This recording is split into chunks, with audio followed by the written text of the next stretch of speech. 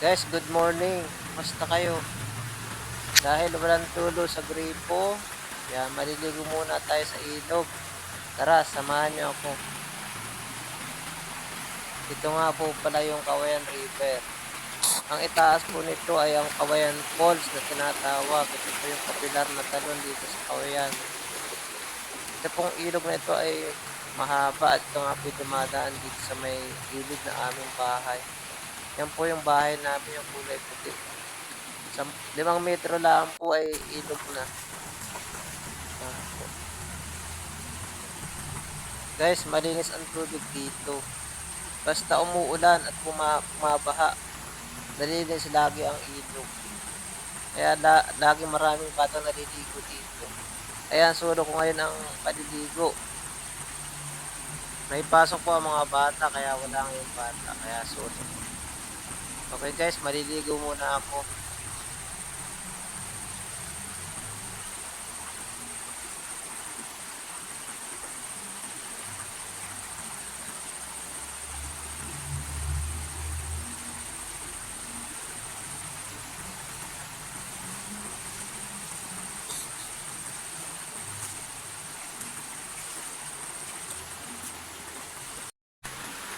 Yan guys, nagbawa na rin tayo ng sabon at shampoo para diretso ligo tayo. Mahirap kasi tayong maligo po ng tubig. Kaya dito na lang tayo naligo sa ilog. Masarap maligo sa ilog guys, ang sobrang lagi ng tubig. Yan. Pwede ka pa maghilod ng bato, maraming bato. Bihira lang tayo maligo rito sa ilog. Nagkataon lang na walang tubig, kaya nakapaligo tayo dito. At yan, malinis naman ang tubig. Sulit na sulit ang ating paliligo.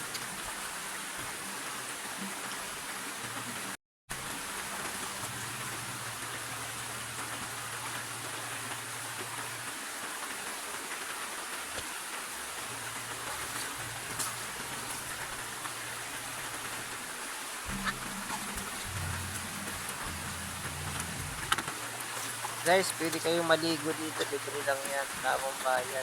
Yan, punta na lang po kayo dito sa Kawayan kung gusto nyo maligo. Guys, mahaba itong ilog na ito.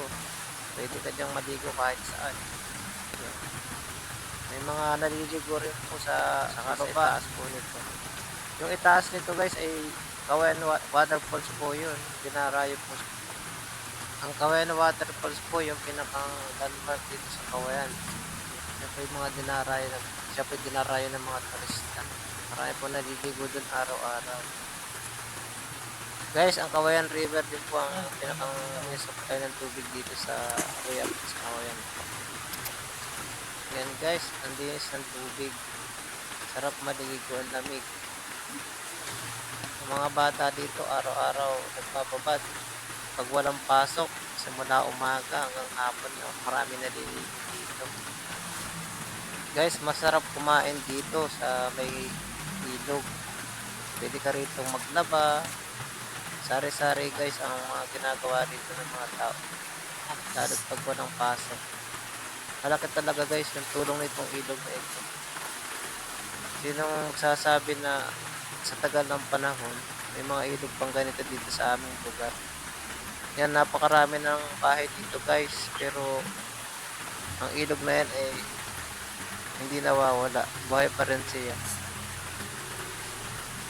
Pag summer, nawawala yung tubig niya at mahina na ang daloy niya kasi nga tag-init. Natutuyo ng konti. Kasi kinukuha siya ng tubig. Konti na lang yung dumadaloy pa ibaba. Pero pag tag-ulan na at malakas ang ulan, yan, bumabalik ulit yung dating sigla ng tubig ng Kawayan. Yan guys. Ito lagi yung inaabangan ng mga kabataan tuwing sasapit ang buwan ng mga November to December. Lumalaki ang ilog, nalilinis ang sapa o ang ilog. Yan. Nakakapaligo ulit sila dyan, nakakapaglangoy sila. Guys, medyo mababaw pa yung tubig yan, pero dati ang lalim yan hanggang titig. May portion na mababaw, may portion na malalim. depende sa location ng ilog. Yan sa parts na yan ay medyo malalim-lalim ng konti. Sa may parteng ibaba niya, may malalim din. Yan guys, enjoy tayo sa paliligo. Sulitin na natin guys ang paliligo hanggat wala pa tayong mga kasamang kabataan. Basta walang pasok sa Linggo. Ang mga bata dito ang dami naliligo. Kaya sulitin natin guys. Guys, maraming salamat sa iyong panonood at sana huwag niyong kalimutang i-like at i-follow ang aking Facebook page. Salamat!